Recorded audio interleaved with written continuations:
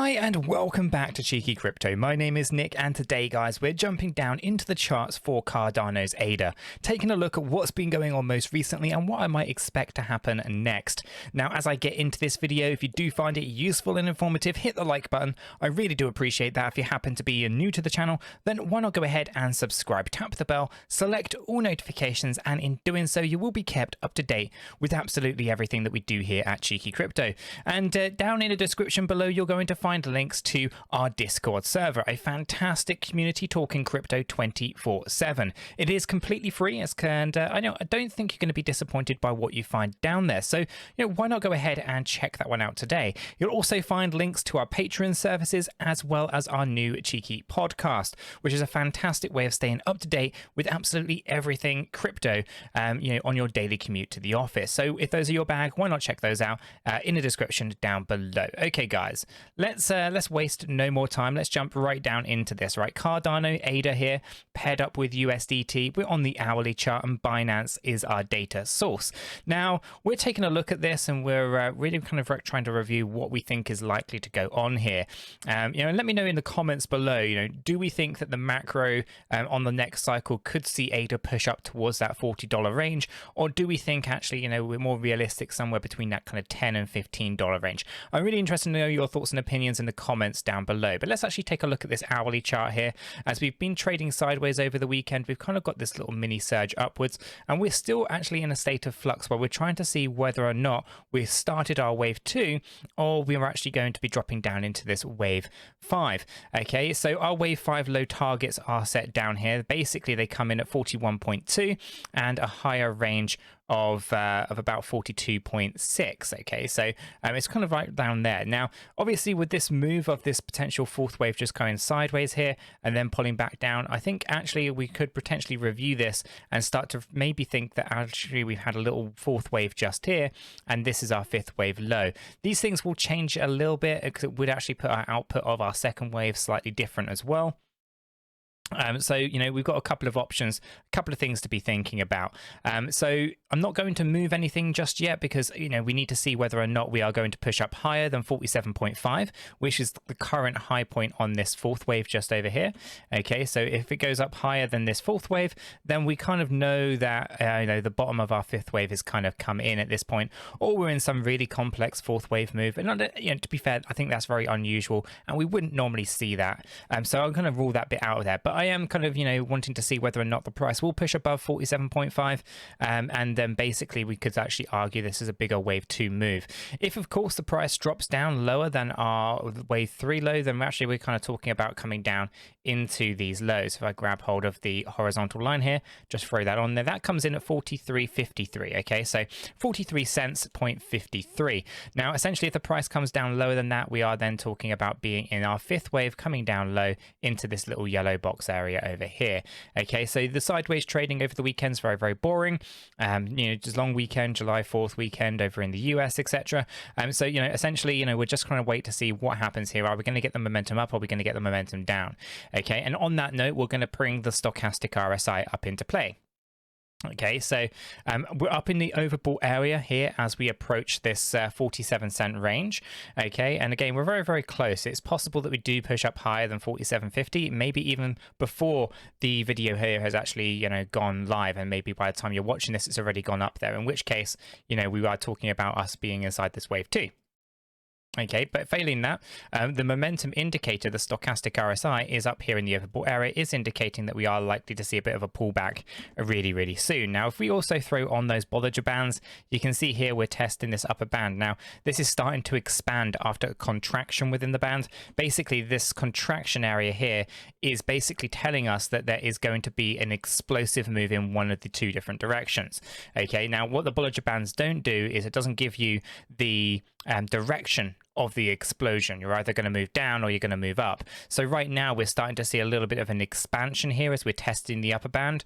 So it's possible that this is either a fake out, considering our stochastic RSI, or whether or not we actually are going to come up higher into this area, into the wave 2, which at the moment would be putting us between 47 and 51, although we'd have to adjust that. I think it's a little bit too optimistic on the higher side if we were to think like that. So we'd have to just adjust it a little bit to actually be more more in line with our 88.2% retracement of our wave 1 over this side. Okay, so interesting to note that the Bollinger Bands are also contracting and expanding, and as we're expanding, we are up in this overbought area on the stochastic RSI, indicating that we are likely to see more of a room to the downside. So it could be a bit of a fake out, testing the upper band, and actually we have the volatility taking us down rather than up.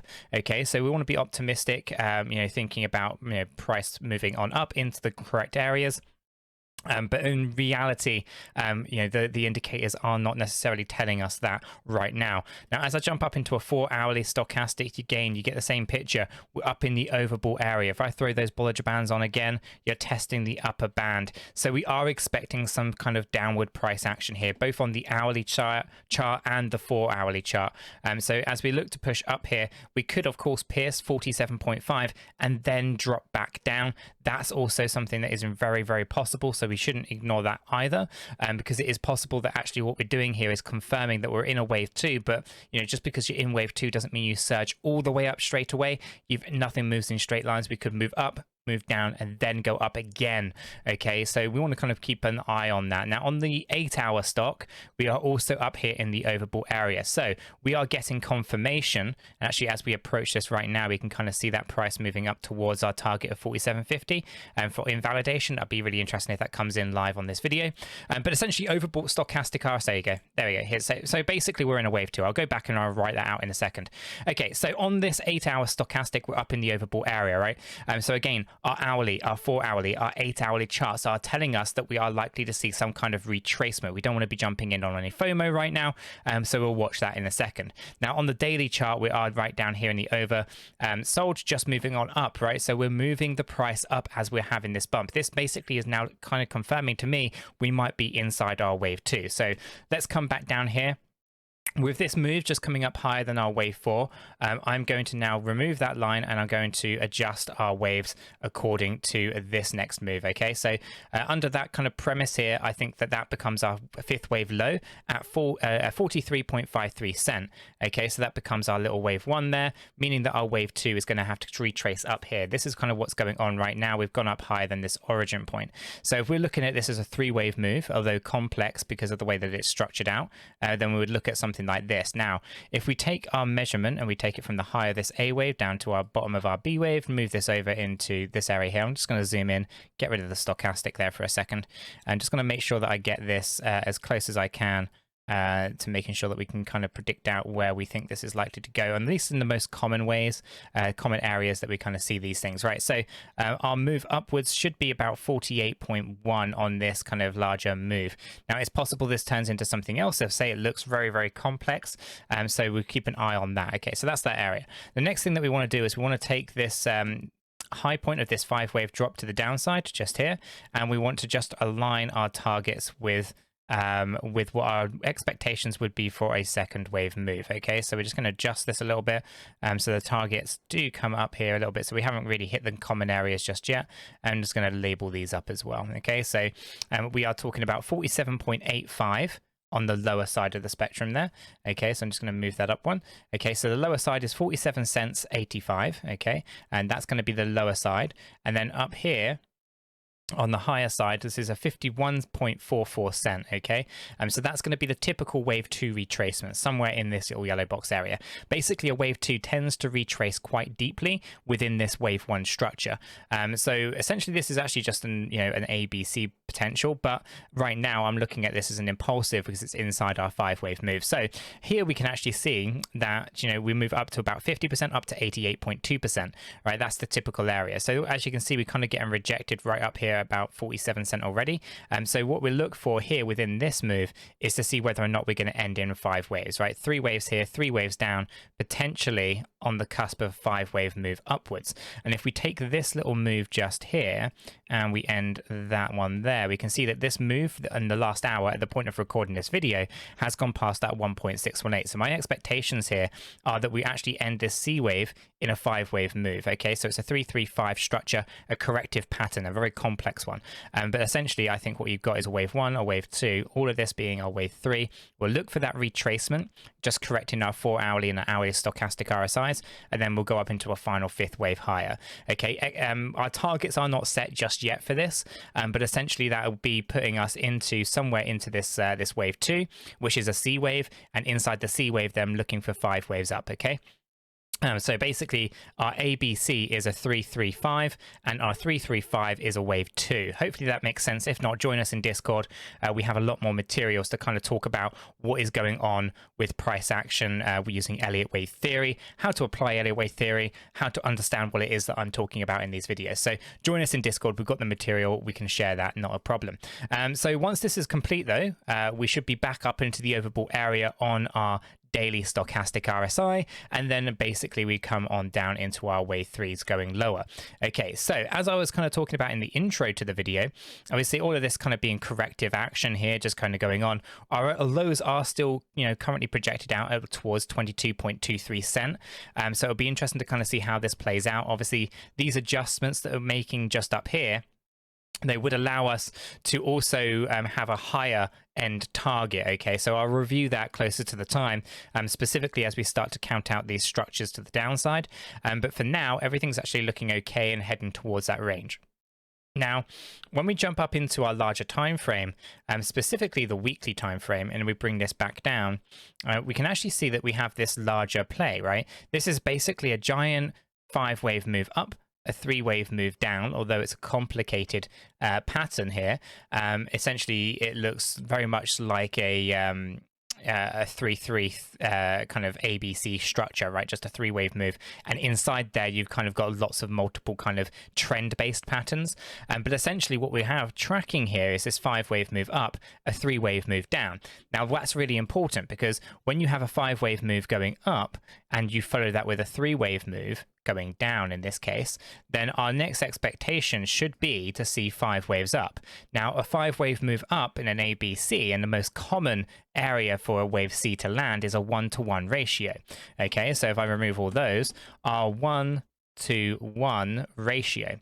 And now 1-to-1 ratio basically means we take this entire measurement of A wave, we find where our B wave low is going to be, and we apply that 100% move that was over here to this area here. And when we do that for Cardano, we get $39. Now that's really interesting, because do we think $39 ADA is a little bit too extreme? Because, you know, I think that's a pretty big expectation on Cardano personally. I think it can do it, it absolutely can. There's no reason logically to think that it can't. It's just it requires quite a bit of steady hands for many retail investors not to sell under those kind of restraints, or I guess those kind of pressures, the selling pressures. So when I go ahead and put this on here, we can see it comes out at $39.22.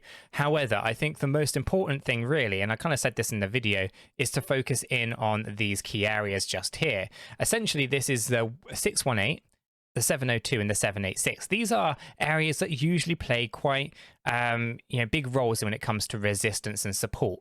These are areas that resonate incredibly well subconsciously with many investors. They kind of react to these kind of price points, specifically when it comes to 61.8% from the low to the higher side, or the 78.6% retracement to the upside. Now these Fibonacci based numbers, and they come in showing us an indication of about $5.40 up to $12.97. So a little bit short on that $39. But again, I think these are all kind of realms of possibility. How the price reacts to these key areas will really determine whether or not we can actually push the price any higher. Like I said, I would be expecting a 5-wave move. We have 1, 2, 3, 4, and 5 here, for example.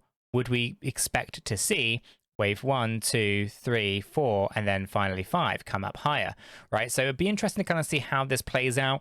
And obviously measuring out our sub-wave counts on our daily chart are going to be the key indication of where we think things are likely to reverse. But guys, I'm going to leave the video right there. If you have found this useful and informative, hit the like button. I really do appreciate that. If you happen to be new to the channel, then why not go ahead and subscribe, tap the bell, select all notifications, and in doing so, you will be kept up to date with absolutely everything that we do here at Cheeky Crypto.